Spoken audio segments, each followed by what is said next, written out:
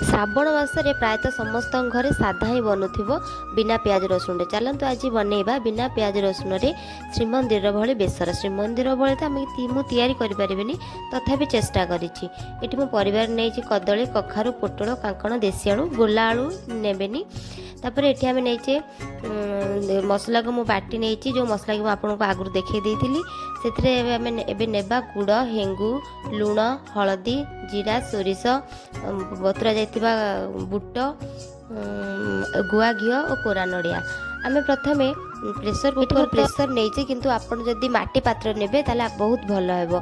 एबे प्रेसर टिके पानी गरम कर देबा और परिबा को देई देबा। जेतरे बुट और मसला, हेंगु, जीरा, सोरिष, हळदी गुंड, कोरा नड़िया सब पकई भलसे गोले नेबा।